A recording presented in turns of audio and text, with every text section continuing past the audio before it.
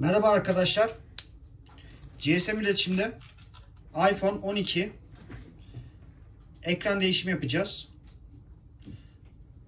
Cihaz göründüğü gibi siyah rengi. Müşteri ekranı düşürmüş. Sol taraftan kırılmış ve dokunmatikle ilgili sorunu var.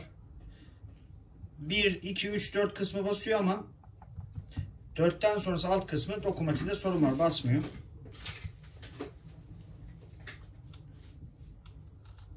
Öncelikle müşterimize geçmiş olsun.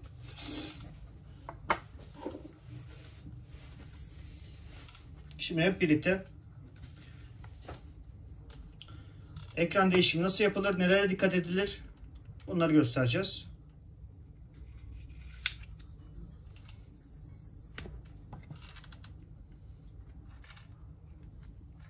Yeni takacağımız ekran bu. %100 orijinal ekrandır. iPhone 12 orijinal ekran.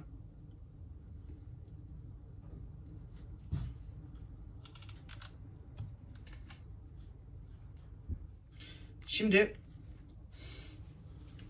hep alışık olduğumuz iPhone 7, iPhone 8, iPhone X bu cihazlarda anakart sağ taraftaydı. Yani bu kısımdaydı. Ama iPhone 12'den sonra anakart sol tarafta. Yani bu cihazı açarken öncelikle dikkat etmemiz gereken nokta sağ taraftan açılmasına dikkat etmemiz gerekiyor. Şimdi nasıl açıldığını hep birlikte göreceğiz.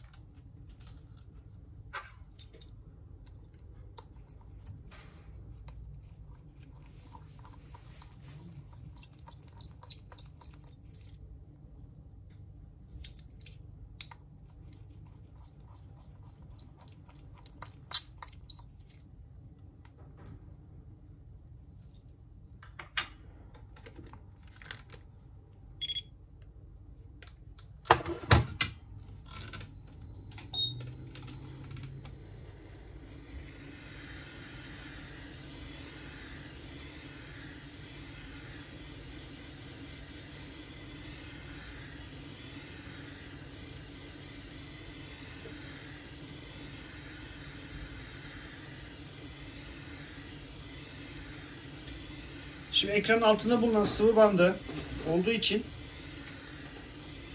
onu öncelikle biraz yumuşaması, bu ekranın eski ekranın yerinden rahat çıkması için ısıtarak, ısı tabancasıyla ısıtarak yerinden alacağız ekranı.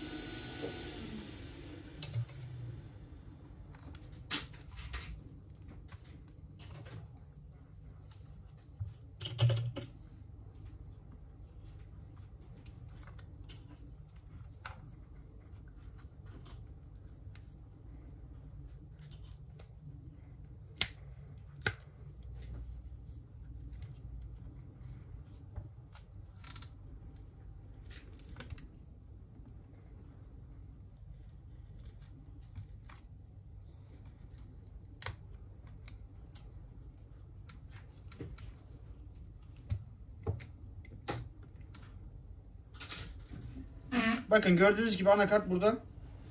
Alışmış olduğumuz yerde değil, tam tersi aksi yönde.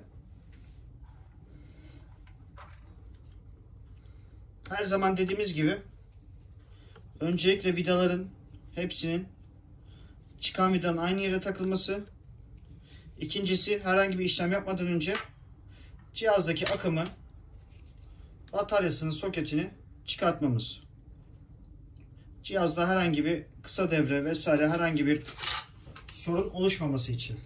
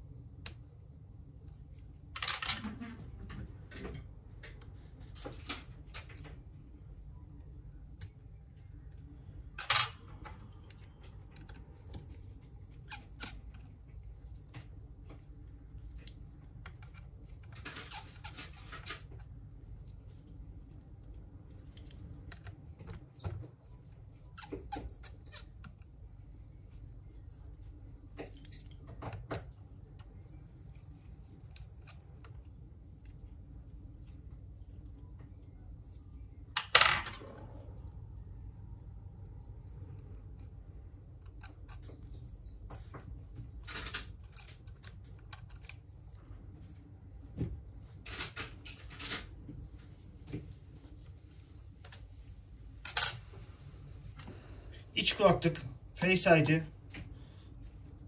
olan kısmı.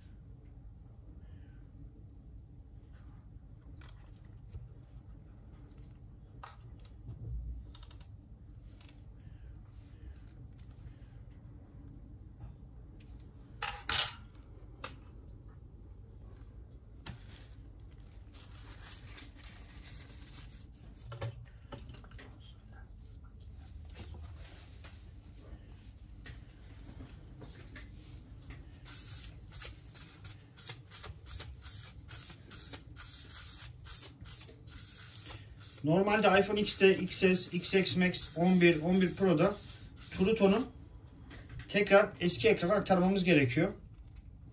Yalnız şu an iPhone 12 bunun için herhangi bir True Tone kopyalama, True Tone aktarma gibi bir henüz bir aktarım cihazı olmadığı için bu videoda bunu yapmıyoruz ama eski ekranı gene saklıyoruz. Müşteriye teslim ediyoruz. Yarın öbür gün bu da çıktığı zaman, ulaştığı zaman bu aktarımları da yapabileceğiz.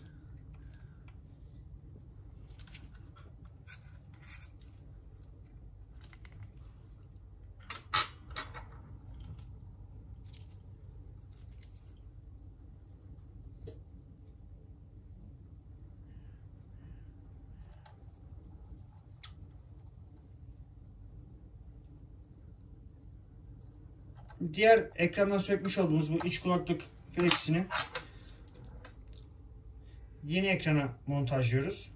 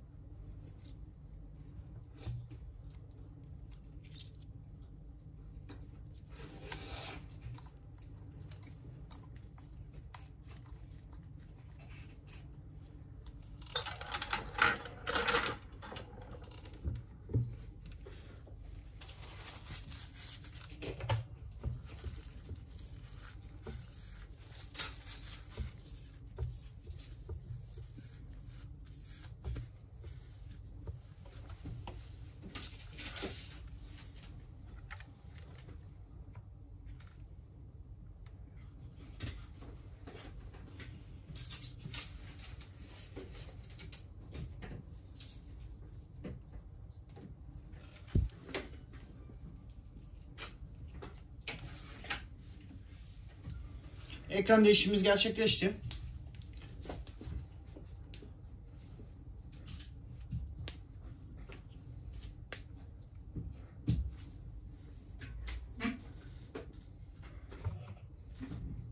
Bakın artık dokunmatikte alt sırada her yer güzel şekilde basıyor.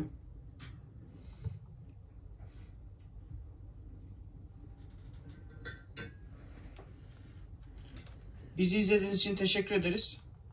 Hepinize iyi günler, sağlıklı günler dileriz.